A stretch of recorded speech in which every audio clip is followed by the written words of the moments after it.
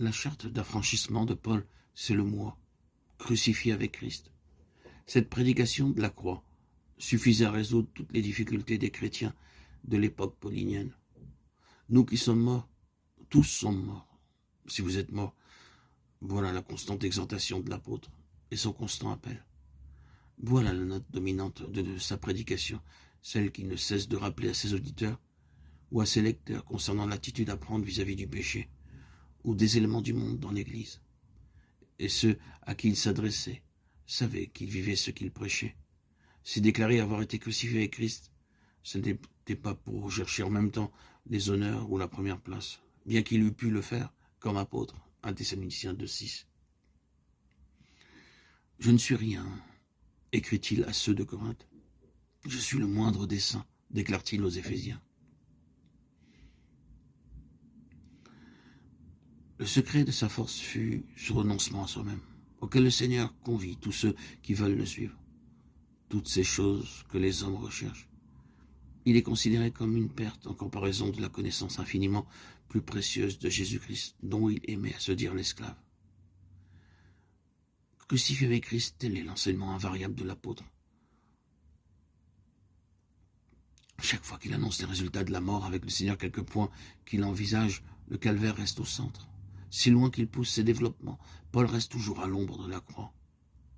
Dans sa lettre aux Galates 11:20, l'apôtre emploie un mot grec qui signifie crucifier ensemble. Ce même mot est employé dans Romains 6:6. Se crucifier ensemble avec Christ doit être à la base de notre foi. Si nous voulons expérimenter une constante délivrance, il faut que nos regards soient rivés sur le Christ crucifié et non pas tournés intérieurement sur nous-mêmes et nos expériences. Regardons à Jésus, le chef et le consommateur de la foi. Le voici le chemin de la délivrance, à toutes les étapes de la vie spirituelle. Regardez au Christ crucifié. Comme les Israélites dans le désert regardaient au serpent d'airain pour obtenir la guérison. Comme eux, il nous faut détacher les yeux de nous-mêmes et de nos blessures, des morsures du péché, pour les reporter sur Jésus et vivre. Regardons encore, nous sommes crucifiés avec lui. Et par cet acte de foi qui nous unit à lui, nous nous considérons comme morts au péché. Dès que d'un cœur droit, d'une volonté sans détour, nous rejetons tout péché connu, bien décidés à remporter la victoire, le Saint-Esprit scelle notre acte de foi d'une complète délivrance.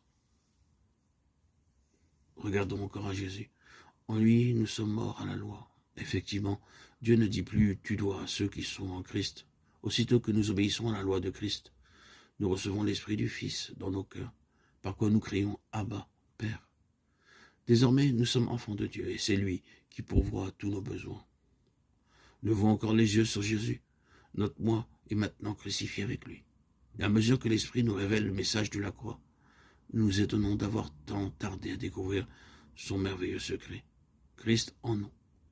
Dès que nous chargeons sa croix, dès que le Seigneur trouve le chemin libre et se manifeste en nous par nous. Est-ce tout? Pas encore. Maintenant que celui qui est mort et ressuscité occupe en mon cœur la première place, le trône, je marche à sa lumière. Celle-ci illuminant les replis les plus cachés de mon être, de ma nature si complexe, manifeste des besoins insoupçonnés jusqu'alors et me conduit à nouveau à la source de purification et de vie, Jésus. Je suis crucifié avec Christ, sa croix est la mienne. J'y suis aussi avec lui. Avec Christ, je suis prêt à dire en toutes circonstances, non pas ma volonté. Et comme Paul, je puis dire, non plus moi. Ma vie n'est plus séparée de celle de mon Sauveur. Je suis une même plante avec lui, celui qui vit à jamais, le vivant, agit en moi et par moi, selon son bon plaisir.